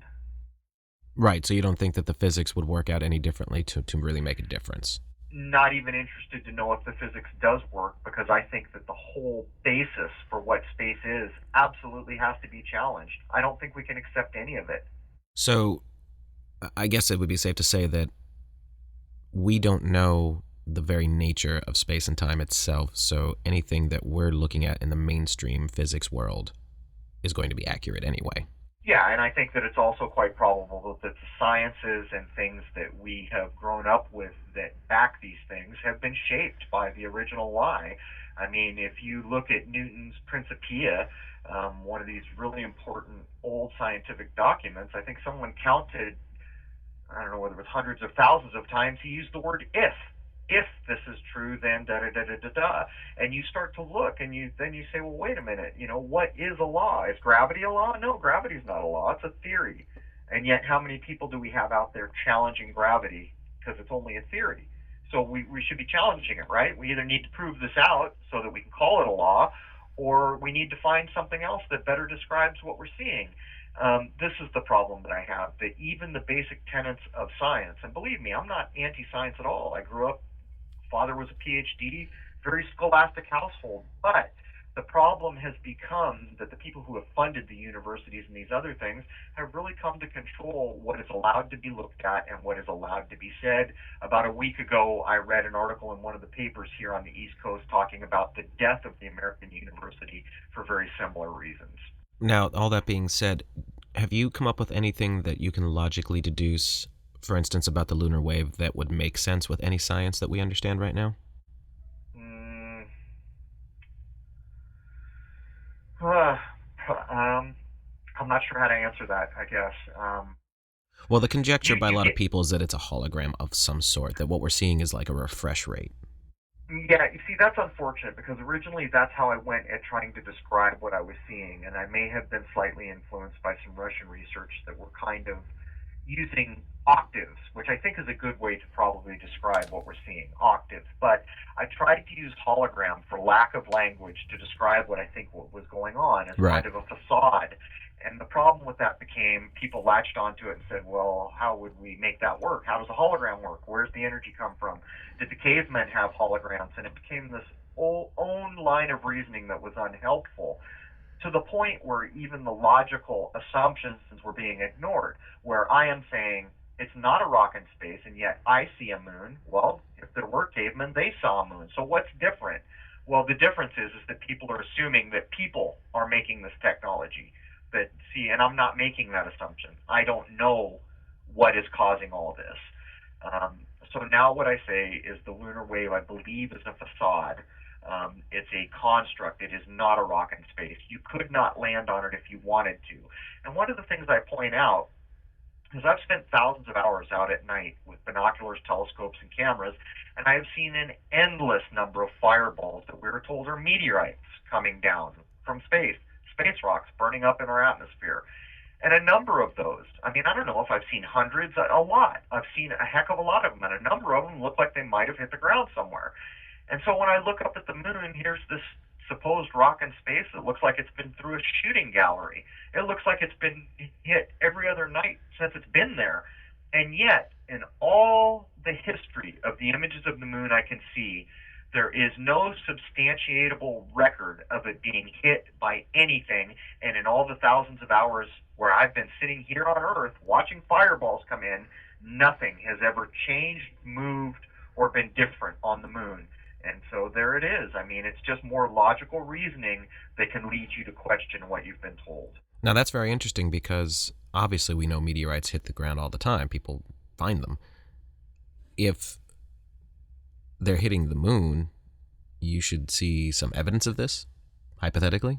Right. I mean, at one point when I had been saying, look, nothing hits the moon, you know, it can't be hit, in my view, all of a sudden NASA released what they called 4K video, you know, really buoying up how important their footage was. Mm-hmm. And so we look at the supposed meteorite hitting the moon with this NASA 4K video, and what it was a poorly focused, grainy, black and white piece of footage of the moon, nowhere near the quality that I get when I shoot the moon, and this little light lights up on the face of the moon for 3 or 4 frames, and that's what NASA provides us with. And so my response was, at what point does NASA's imagery of the moon have to surpass my no-budget image? You know, it was clearly more BS footage from NASA trying to address the problem of, you know, meteorites never hit the moon. Nothing ever changes. That almost seems like sloppy, lazy work by whomever is actually behind that. It's like you don't even change the image at all. Well, it's a mind game. You know, they know that 100 million people have been convinced we went to the moon, so it doesn't matter that 1 million understand we didn't. It's almost like there's a computer algorithm somewhere that tells them, you know, numbers are in our favor, just release this, and the people who don't get it will continue not to get it, and the people who do get it are still the minority. Now, you were saying about the technology upping its game with the 4K. How close can we now zoom in before it gets too pixelated, and like what kind of detailing can we get with the modern technology? Well, it's funny, I think it was a Nikon camera that's been making the rounds that when it's fully zoomed in, it approaches what I get with my telescope. But that's wholly a function of your equipment. In other words, if I had a big enough budget, I could create an optical system that went way below 1/4 of a mile, or who knows, hundreds of feet, or, you know, it's just about what you can create. And the problem is, like, when I bought my telescope, my Meade 8-inch fully robotic telescope in the mid-90s, it was made in America, top quality. I still have that scope today. It still functions and has been across country in moving trucks numerous times, never even need to collimate it. I've never had to tune it in for focus, and all this time, still as good as the day I got it. Well, now the scope I have, you can see what's happening. Meade, which is no longer a brand of scope I will support because they're made in Mexico, Tijuana, and they're just junk now compared to what they make. So the consumer grade of things, it's been getting harder and harder to get quality instruments, but nonetheless, if I had an unlimited budget, I could go out and put together a system that sky's the limit, you know, as good as you can make it.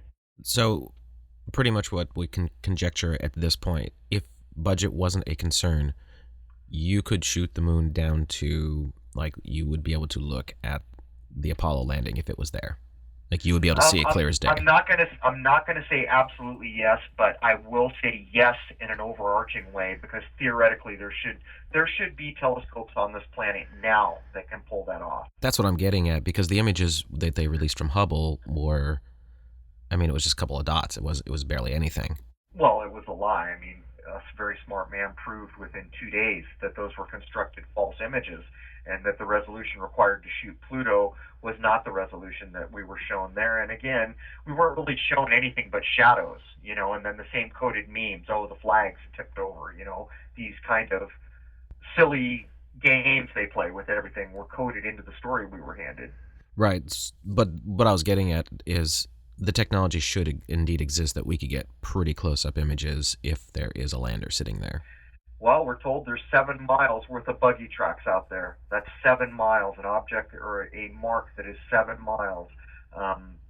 In my mind, there's no way there's not scopes on this planet now that could detect something like that. That's what I assumed. That at this point we should be able to shoot that, especially if you're shooting in 4K video. That's some serious resolution. You should be able to blow that up and actually see things clearly. Well, the other thing that gets me is, like, there's supposedly these retro reflectors that somehow they've got a laser beam, that they can shoot 250,000 miles. I've done videos on why this is false too.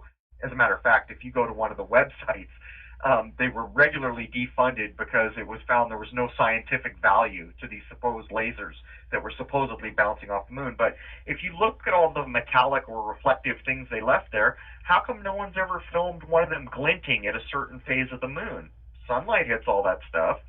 But I guess if you really want to get logical, we're told there's 4 inches of baby powder-like dust all over the surface, so how in the hell could any of those things work in the first place?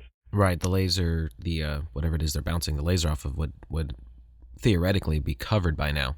Well, it's so funny because if you look at the story of the laser bounce, back in the day they would say they shot so many billions of photons and 3 came back, right?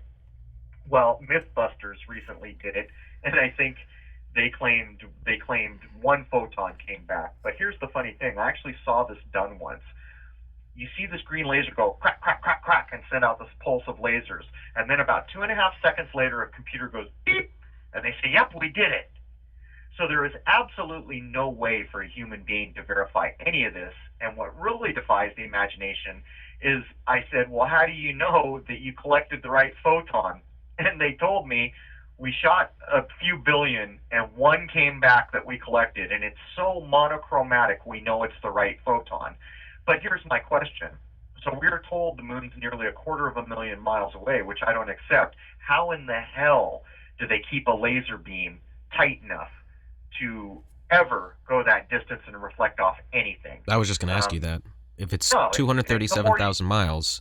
No, the more you look at it, the more you can see it's just more lies. And again, go to the websites. There's 1 or 2 observatories left, I think, that supposedly do this lunar ranging with a thing. And there is actually a report done that says they should be defunded because there is 0 scientific value to what they're doing. In other words, it's all just charade. Would it be easy to prove, do you think, that the laser system itself would be so spread out by the time it would travel 237,000 miles that there's just no way it could do what it's claiming to do? I think so. I think some smart individuals out there might be able to look at what lasers are being claimed or being used, and if these are really well-trained individuals who know something about lasers, they could demonstrate pretty quickly. There's no way in hell. And you're setting aside the fact that we're told it's going through the atmosphere, which diffracts it, then the boundary between space and Earth, which diffracts it. The ionosphere, I once read a definition not too long ago that the ionosphere starts 30 to 40 miles above our head and goes 1,200 miles up.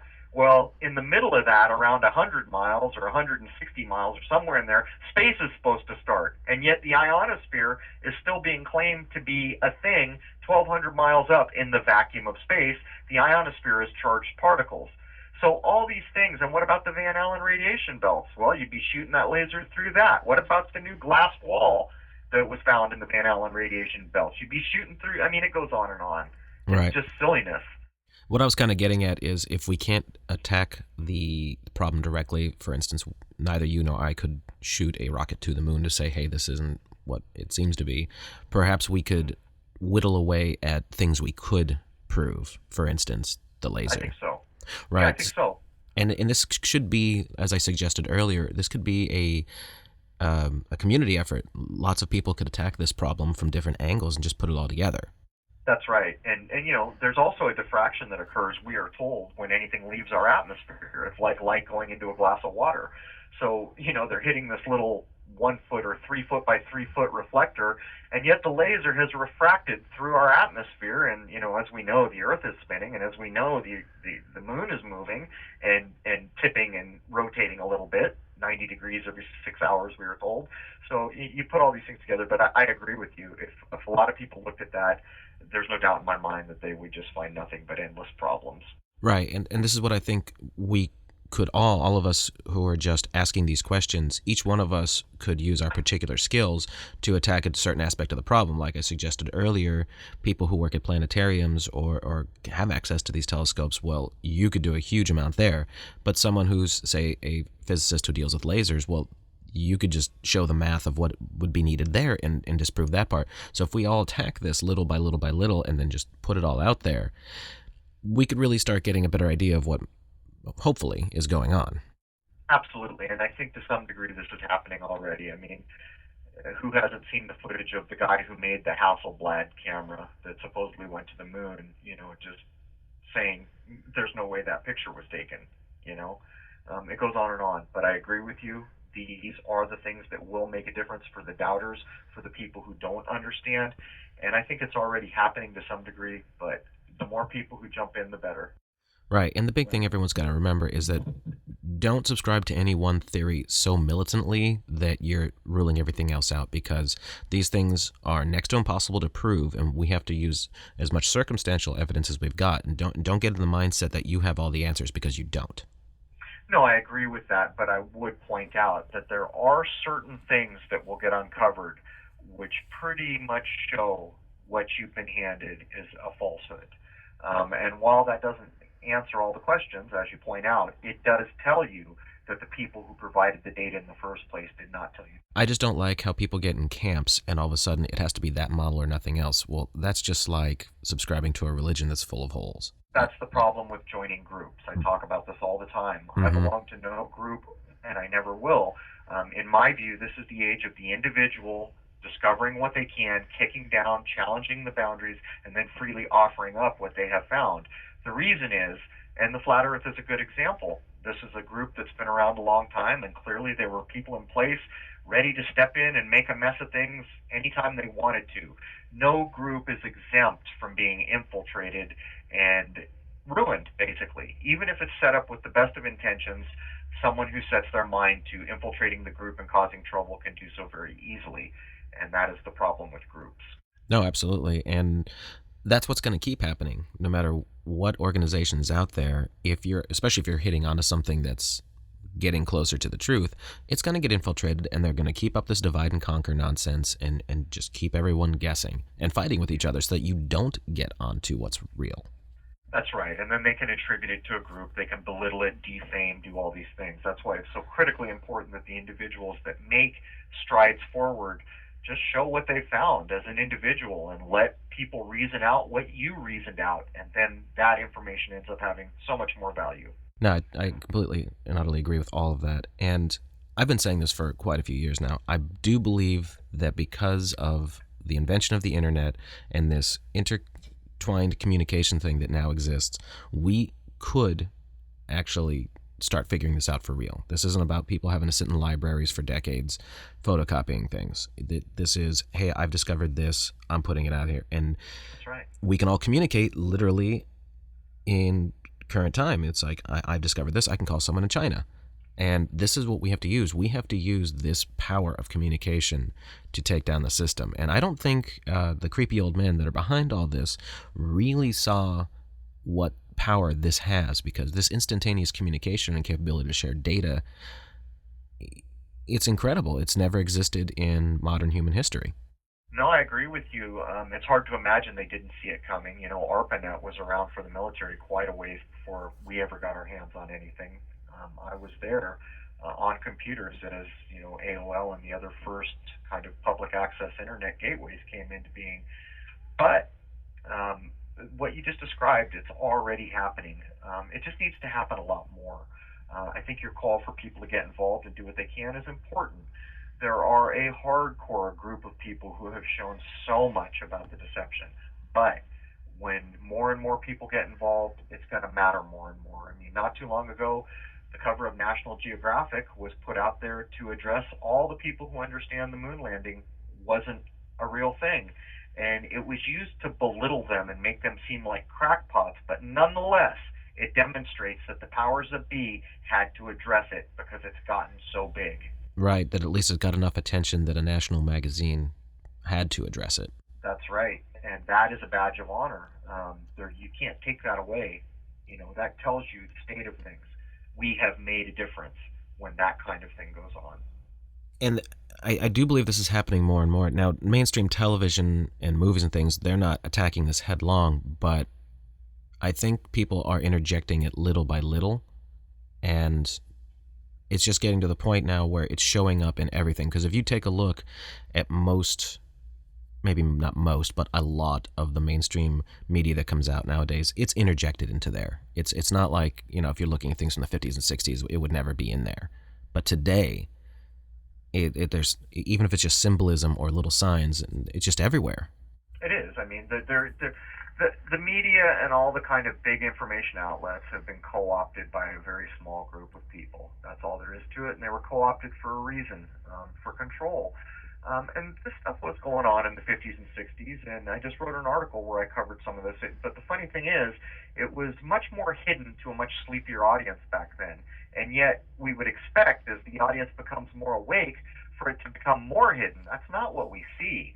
What we see is that it's becoming more blatant and more furious and fastly paced.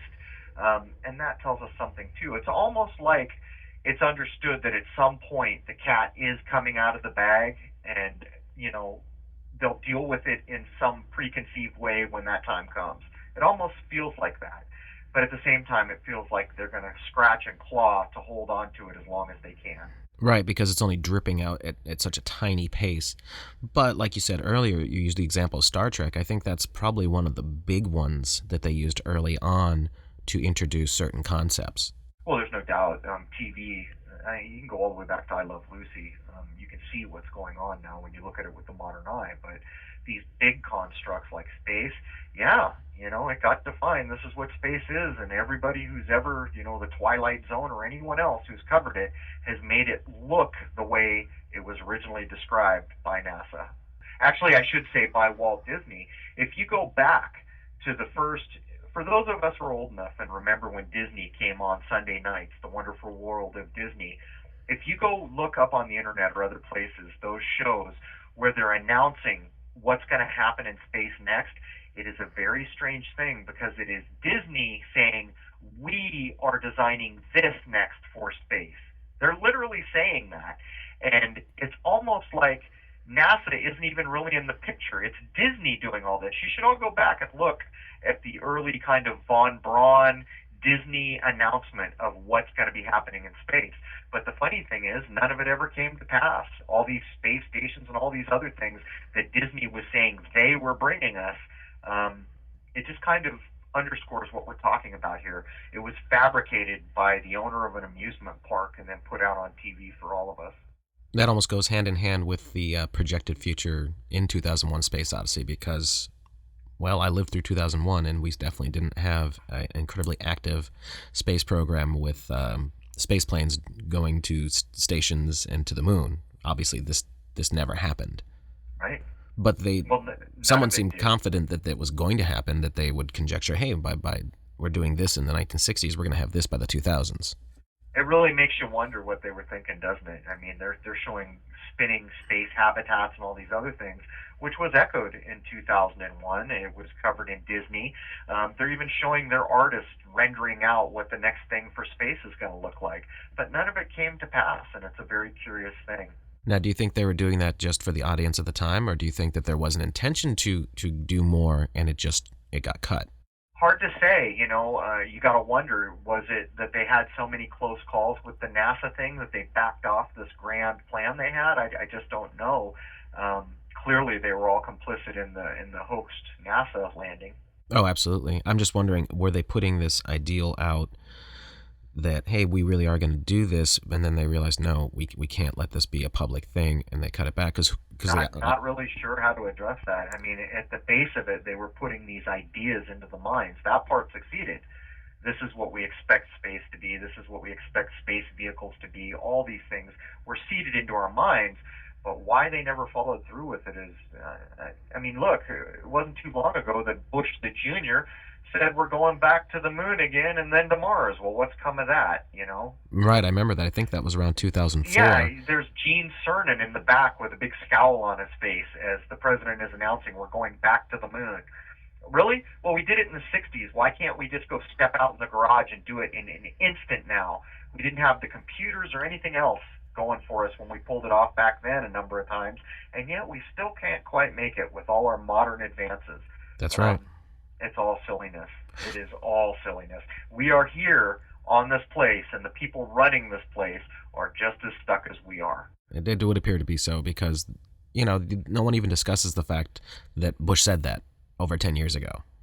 No, it's a very bizarre thing how these things fall through the cracks, and then they'll roll out on Big Bang that they're looking for private citizens that are going to go to Mars. Well, really, because we were handed in the 60s that you had to be the best of the best of the best, a damn Iron Man, to even be considered for the Apollo mission, Right. right? Mm-hmm. Now fast forward to the Big Bang, where some small Jewish kid on the Big Bang who's got asthma, has never done anything physical in his life, now he can go to the space station anytime he wants.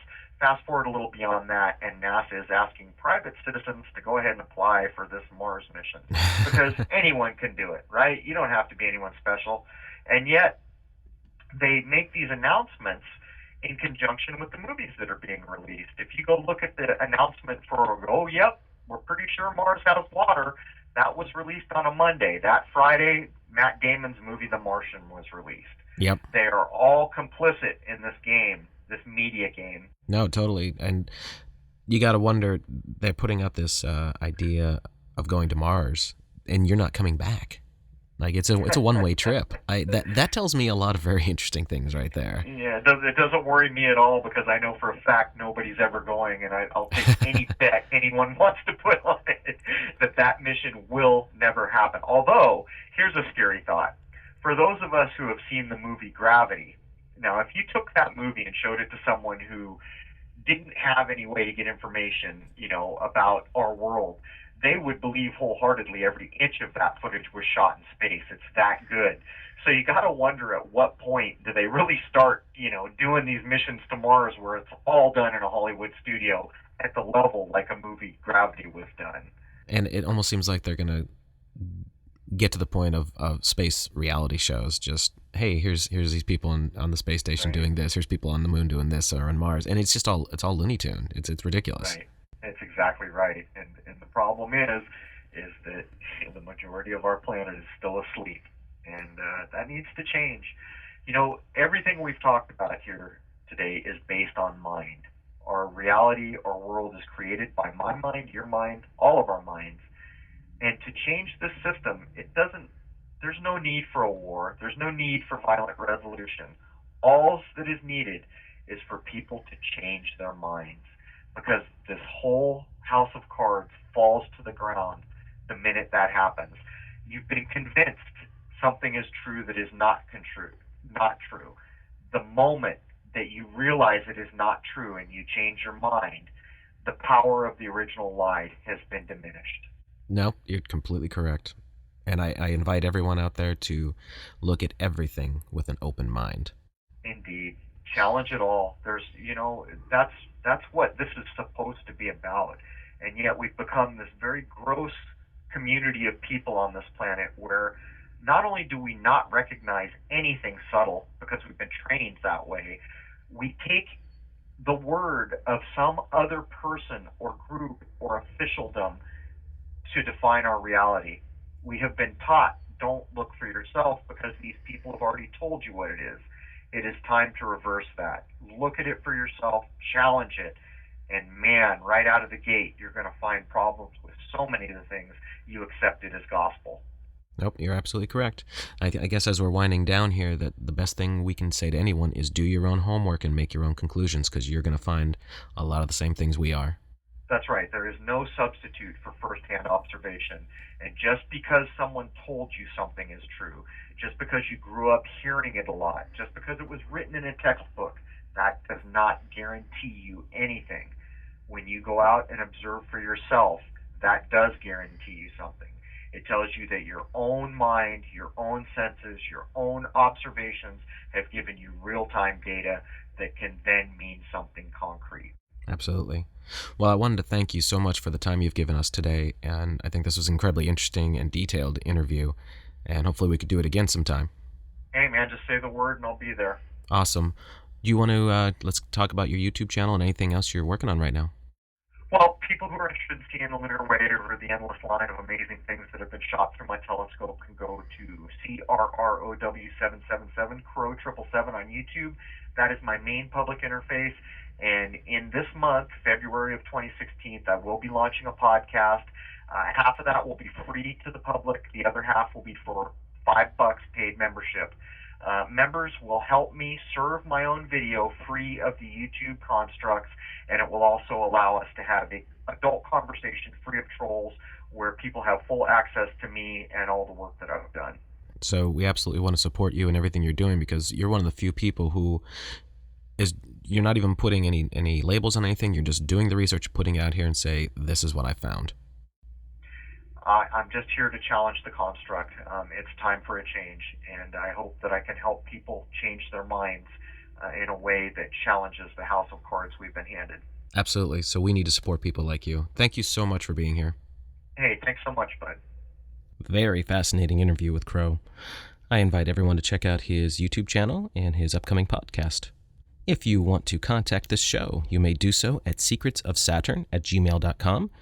Everything we have is on the YouTube channel, which is youtube.com/secretsofsaturn, and we are an official podcast on iTunes. We'll see you soon.